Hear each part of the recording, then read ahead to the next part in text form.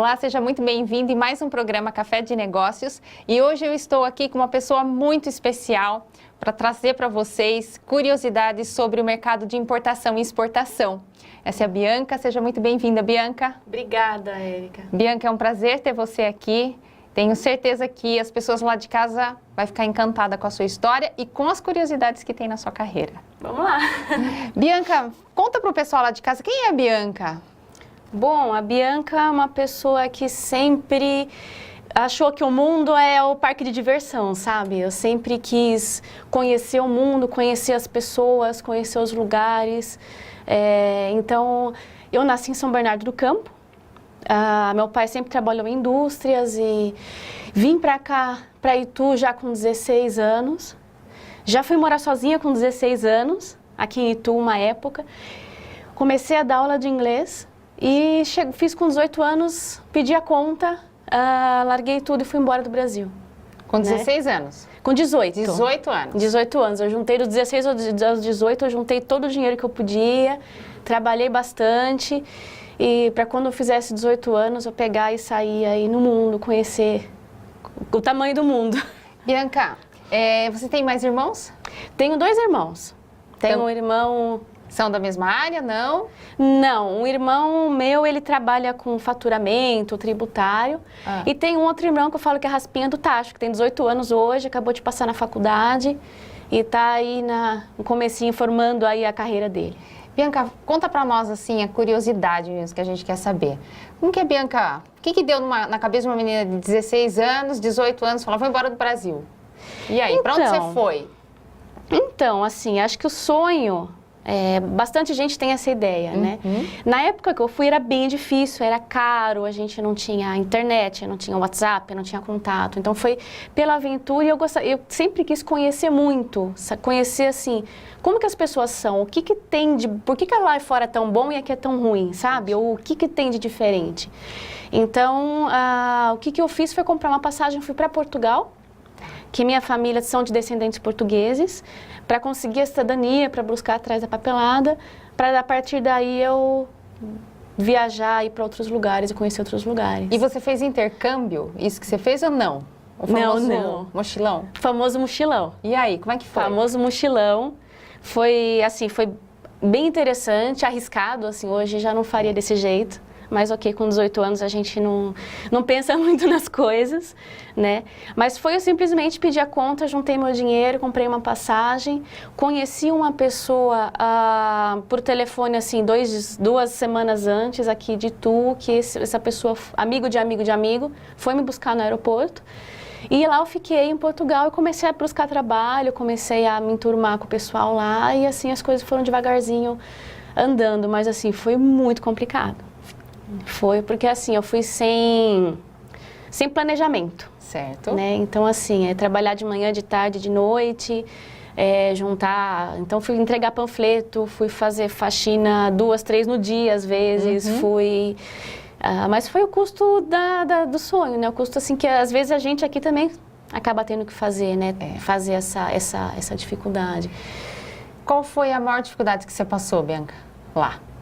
Menina do céu, foi assim, uma época em que assim, até eu conseguir a documentação eu estava ilegal. Então, o tempo que a gente fica ilegal lá fora, a gente não consegue abrir conta em banco, a gente não consegue um contrato de aluguel, a gente não consegue um trabalho decente.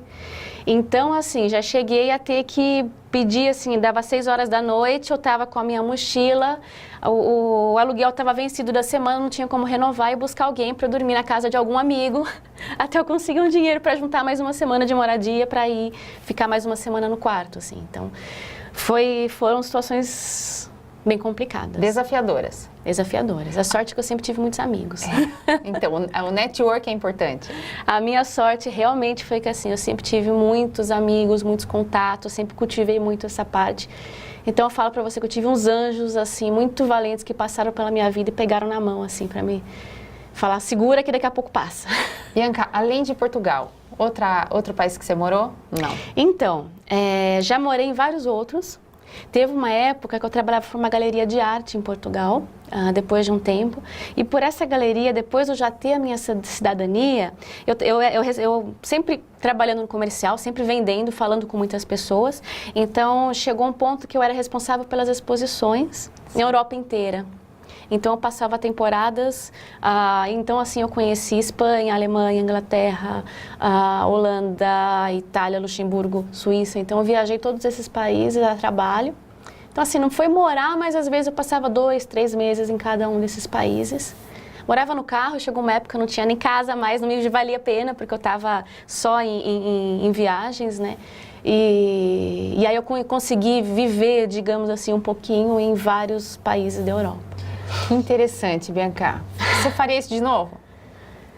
Faria, mas com planejamento. Eu acho que hoje o que eu tento passar para as pessoas é que é possível sim, só que eu tive muitos riscos, eu vi muita coisa feia, eu passei por várias situações que hoje eu acho que são desnecessárias. Se a gente faz um planejamento, a gente consegue fazer a mesma coisa com uma qualidade e aproveitar muito mais, sabe? Bianca, o que você estudou? Qual foi a sua formação? Eu estudei Relações Internacionais. Isso aqui no Brasil não, ou fora? Isso em Portugal, isso em Coimbra. Tá. Né? Então, eu já estava lá, era próximo da galeria de arte que eu trabalhava, então foi um curso que me chamou a atenção justamente por trabalhar com essa conexão entre países. Eu acho que, para mim, sempre eu tive esse link de trabalhar, de tentar trazer as boas práticas de fora para o Brasil e tentar levar coisa boa do Brasil lá para fora. Entendi. Se a gente pudesse falar de um diferencial acadêmico, alguma titulação, algum curso que você fez que promoveu tudo isso, tem alguma coisa, Bianca? Então, depende. Eu acho que assim, tem um fator que eu acho que é fundamental, que é o idioma. Tá. Então, segura pra mim. Tá bom. Que a gente vai pro nosso comercial e eu espero você no próximo bloco para ouvir o que a Bianca tem para nos dizer sobre o idioma.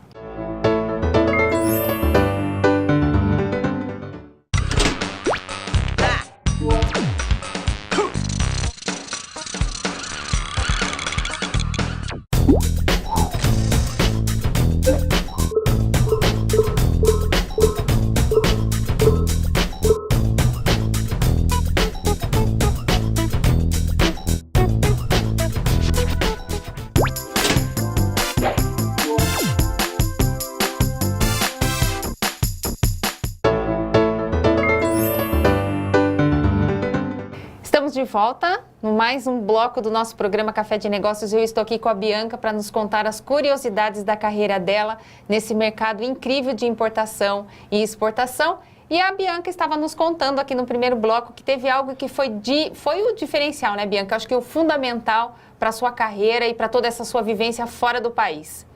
Conta lá para nós, Bianca. Foi uma coisa simples, mas que eu acho que muita gente aqui não dá a devida importância, que é o idioma. Ah, tá. Eu aprendi a falar inglês desde cedo, eu já dava aula de inglês desde antes de eu viajar. E foi o que realmente me possibilitou eu entrar para essa galeria de arte, eu expandir meus conhecimentos e conexões lá fora, né? Então, eu acho que é um fundamento bem importante, inclusive eu falo isso para minha filha, que é uma segurança que a gente tem, que assim, a gente encontra trabalho sempre, desde que a gente domine pelo menos o inglês, né? Depois, outros idiomas acabam vindo aí como bônus. Bianca, então você diz que a entrada sua no mercado de importação e exportação foi na galeria? Foi por quê? Porque essa galeria era uma galeria de artistas luso-brasileiros. Certo. Então, era um trabalho de divulgação desses artistas na Europa toda. Então, por eu ser brasileira, a única brasileira como funcionária da galeria, eu já dava um suporte para eles no contato aqui no Brasil. Então, já organizava aí as reuniões com o pessoal aqui do Brasil, já material que ia, material que voltava.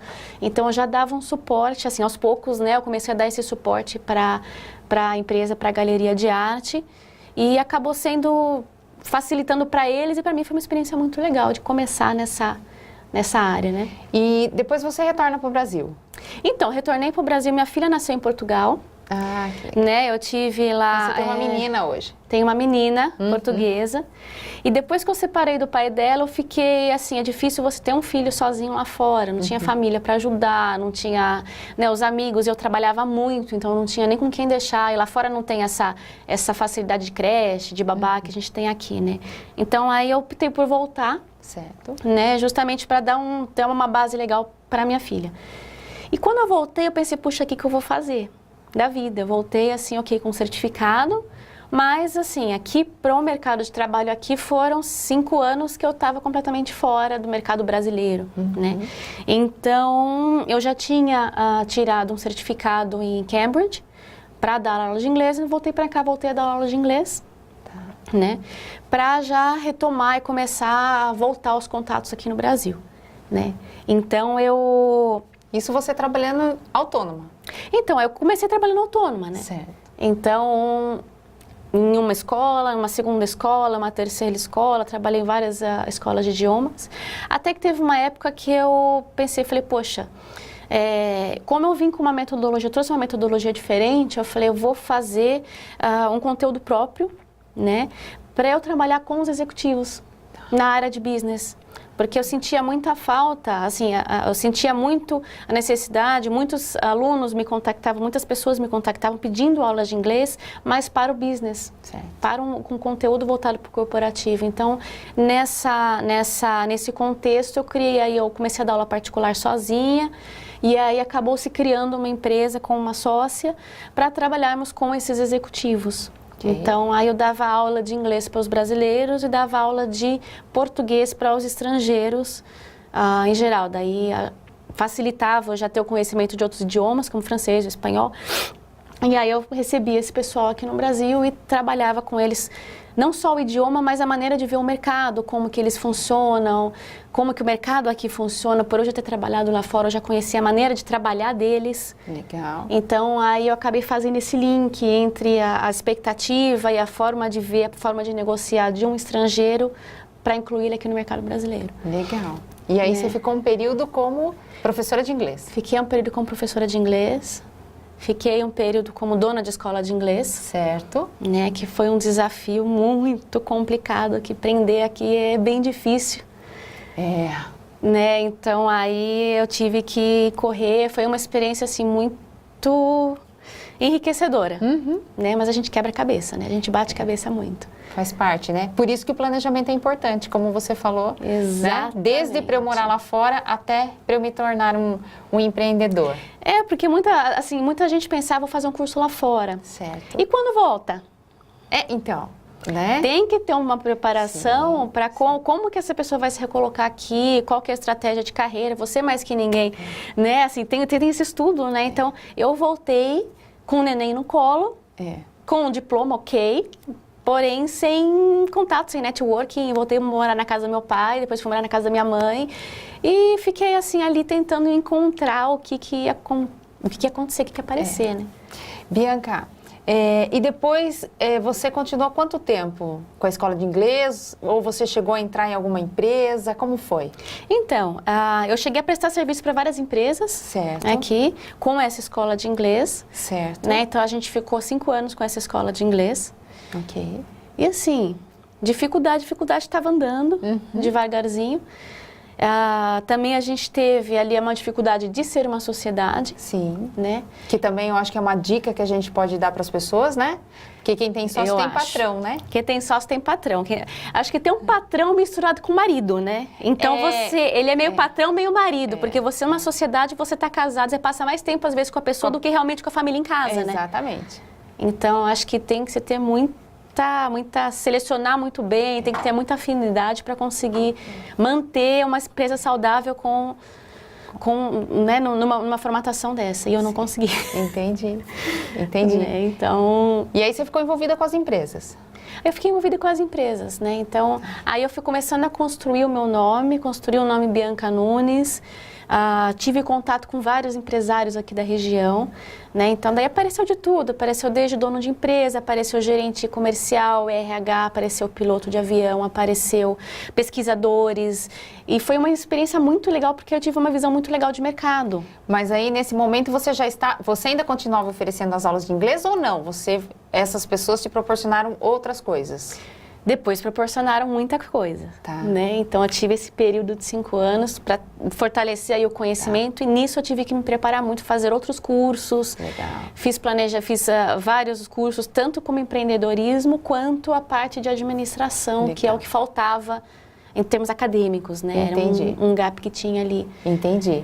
E aí você entra então de cabeça depois no comércio mesmo, da exportação? Aí eu entro de cabeça. Eu entro porque já um dado momento eu fui convidada.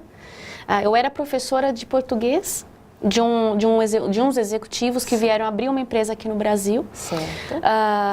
Vieram assim realmente sem uma visão de mercado brasileira.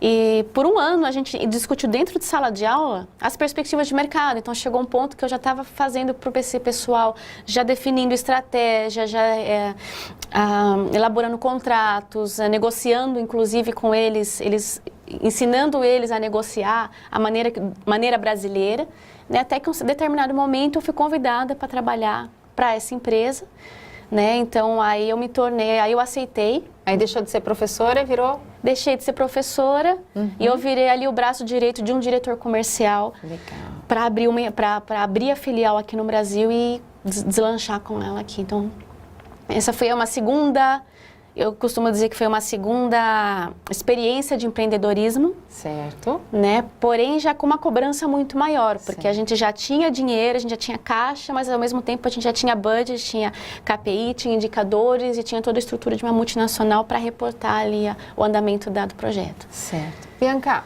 por curiosidade, existiu algum produto que você importou ou exportou que para você foi algo incrível? Então, sim. Sim? Será que você conta agora ou conta depois? Se eu conto agora o segundo produto, que foi mais legal, o primeiro você conta depois, vai. Bom, o segundo produto interessante que a gente trabalhou foi, assim, a gente está com um grupo muito interessante de uma associação, uma cooperativa, tá? Que a gente está desenvolvendo produtos, o pessoal do Ceará, do sertão do Ceará, a gente está compondo uma cooperativa para a gente conseguir exportar doces para o Oriente Médio, para o Irã, na realidade. Tudo pode ser exportado, Bianca? Pode, desde que planejado. Certo. Ok, existem limitações, tem produtos ali que tem que ver se compensa. Tudo a gente precisa fazer um estudo antes, fazer uma preparação para ver até que ponto é viável ou não. Certo. Então, poder pode, ponto. Tem que ver se o que se pode, o que convém, né? É esse estudo que a gente faz. Então, existiu um que foi o mais legal de todos. Sim, um projeto maravilhoso. Então Sim. Eu vou convidar o pessoal lá de casa para aguardar, que agora no próximo bloco a Bianca vai contar qual foi o produto mais incrível que ela importou ou exportou. Eu espero você.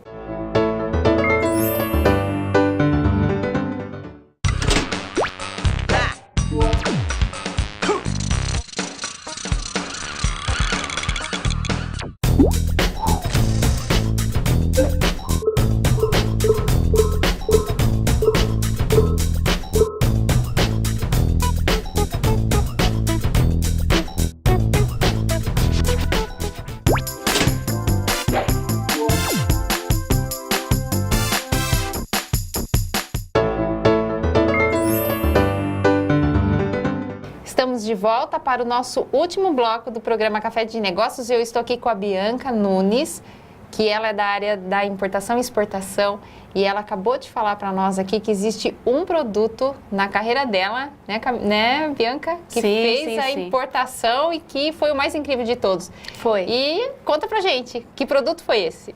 Bom, a gente está trabalhando num projeto de desenvolvimento de fornecedores para o submarino brasileiro. Então, o Brasil está construindo 4 submarinos, um quinto agora está em projeto ainda, um submarino de propulsão nuclear.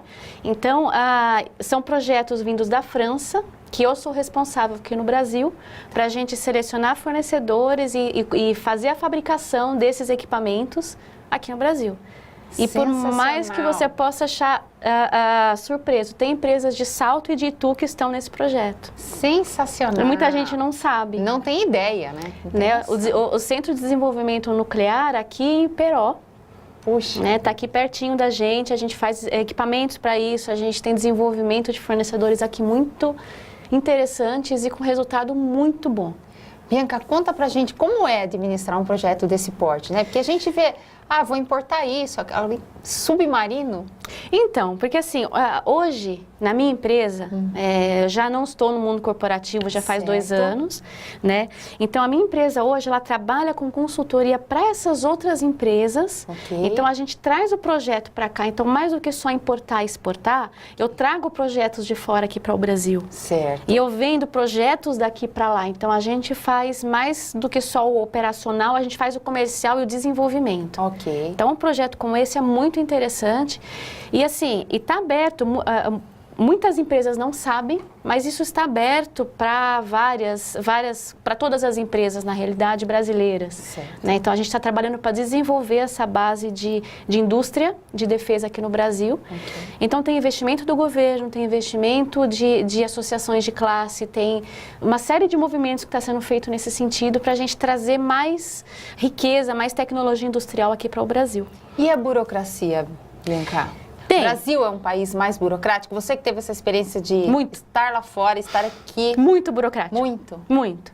Mas como a gente tem um contador, né? Então, a nossa contabilidade também é muito complicada. Tá. Só que a gente não se atreve a mexer nisso, certo? Então, porque tem profissionais especialistas nesses assuntos, né? Então, aqui para o Brasil é possível? É muita burocracia? Também é. Mas hoje o meu trabalho está se fomentando nesse sentido, de dar esse suporte para as empresas pequenas e médias, para as empresas conseguirem quebrar essa barreira de burocracia. Existe algum produto que é mais difícil de importar ou exportar ou não? Então, existem segmentos. Né? Então, por exemplo, no mercado de defesa, é bem difícil alguns tipos por questão de segurança nacional. Tá. Né? Então, alguns produtos têm que passar por uma licença do governo, algumas da OTAN, inclusive. Então, dependendo de parafuso, de coisas simples, não. Mas alguns equipamentos estratégicos, a gente precisa de certas licenças. O que é a OTAN, Bianca? É a Organização do Tratado das Nações Unidas. Então, é um organismo internacional que ele regula todas as ações de defesa de todos os países. Então, por exemplo, a minha empresa, eu, Bianca, sou cadastrada na OTAN como uma fornecedora de equipamento de segurança nacional. Né? E essas empresas aqui em Salto e Itu, que também estão participando desse projeto, também são catalogadas. E isso, por um lado, é interessante que também mostra...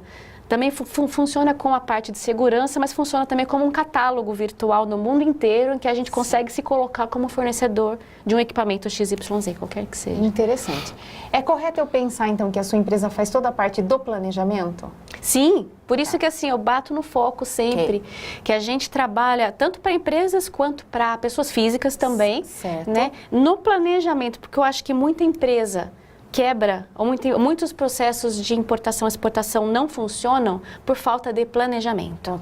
Seja um estudo de mercado da onde você quer exportar, seja um estudo do produto da onde você quer importar, mas a gente precisa fazer um a gente precisa estudar como que é o ambiente, seja para importar ou para exportar.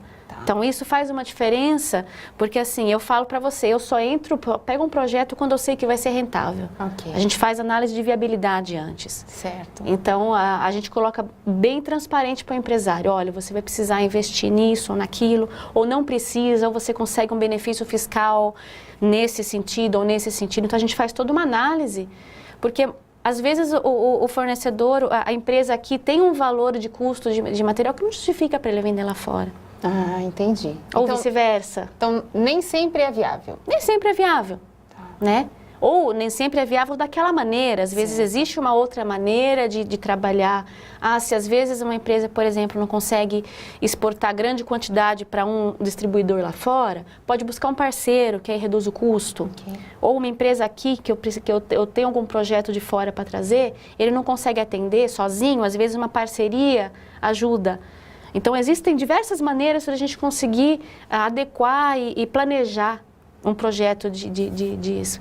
Nem digo de exportação ou importação, mas de comércio internacional. Legal. E qual a diferença? Um pouco mais. Existe alguma diferença ou não? Bom, quando a gente fala de comércio internacional, a gente fala de comércios entre países.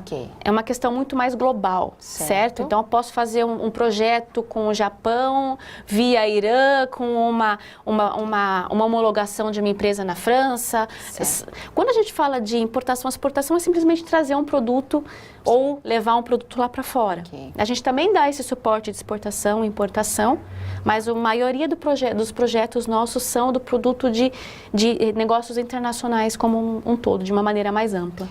Quando a gente fala, né, dessa questão do importar e exportar, sempre vem na nossa cabeça uma multinacional, né, uma empresa muito grande. E você, na sua fala, você falou, né, pode ser feito desde pessoa física, né? Sim. Eu acho que é uma dos estudos que eu fiz, das pesquisas, trabalhos acadêmicos que eu já fiz, muita conclusão que a gente chega é que o brasileiro não nasce com a ideia mundial, global, certo? Então, as empresas não são criadas aqui no Brasil para pensar ou já com uma visão, com um embrião ali de se tornar internacional. Okay. Diferente do Chile, por exemplo. O Chile, as startups lá já nascem com no plano de negócios inicial da startup, já tem o passo internacionalização. Então, a gente consegue trazer para o pequeno e médio empresário essa possibilidade. Que existe? Existe. Eu acho que o que existe também hoje é falta de conhecimento. Exatamente. Você entrou numa área que eu queria perguntar para você. A necessidade hoje do empresário em ter algumas competências que são fundamentais para mantê-lo. Até você falou do idioma, né? Que é algo extremamente importante. Até para o próprio empresário não ficar na mão, sem dúvida, de uma outra pessoa, né? Sem dúvida. Para o pessoal que está lá em casa nos assistindo, Bianca, o que você daria como dica? O que você alertaria esse pessoal? Quais competências, na sua visão, que esses profissionais precisam ter hoje, se eles quiserem entrar nesse mercado? Eu acho que assim, eu acho que a maior dica é estudo. Eu acho que a pessoa precisa aprender um idioma, justamente para não ficar na mão desses negociadores, dessas pessoas. E precisa buscar informação. Existe sim, existe muita informação gratuita, de qualidade. Não é mais desculpa, né? Não é mais desculpa. Existem profissionais que estão ali fazendo palestras, informativos, CIESP, FIESP, faculdades estão já disponibilizando cursos de extensão, de aprimoramento. Então, existem hoje possibilidades para os empresários estudarem, seja eles próprios, seja formar um time interessante nesse sentido, para conseguir viabilizar esse projeto. Mas eu acho que eu continuo batendo que a maior dica que a gente precisa é conhecimento. É conhecimento. Bianca, a gente sempre deixa um minutinho final aqui do nosso programa para que o nosso entrevistado agradeça as pessoas que queira agradecer. Como você falou que apareceram alguns anjos no meio do seu caminho, sem né? dúvida, sem dúvida. Eu queria deixar esse finalzinho para você falar lá para aquela câmera quem você agradece, né? Porque a gente não faz nada sozinho, né, Bianca? Nunca.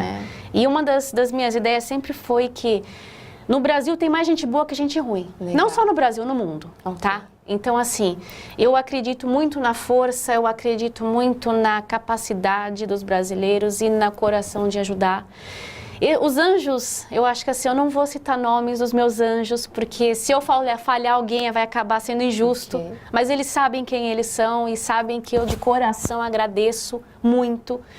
E eu espero também conseguir ser um anjo para alguém hoje, amanhã, ou seja, quando for, porque eu acho que existe muita coisa boa nesse mundo, mais coisa boa do que coisa ruim. E a gratidão, acho que é fantástico. Então, os meus anjos, eles sabem quem eles são. Eles estão, se não assistiram agora, vão assistir. E eu muito obrigada mesmo. E eu acho que é essa a mensagem que eu queria passar. Bianca, muito obrigada. Sensacional ter você aqui. Eu costumo dizer aqui que o nosso programa Café de Negócios tem trazido pessoas sensacionais, com histórias ricas e extremamente curiosas, porque, como você falou, a gente não tem noção, né? Que aqui em Itu eu tenho uma empresa exportando, né? Às vezes a gente não valoriza o trabalho, né? Que a gente tem, a empresa e tudo mais, né? Com certeza. Muito obrigada por você estar aqui. Foi demais a sua entrevista. Tenho certeza que o pessoal lá de casa gostou. E agradeço você que ficou com a gente até agora. E nos veremos no próximo programa.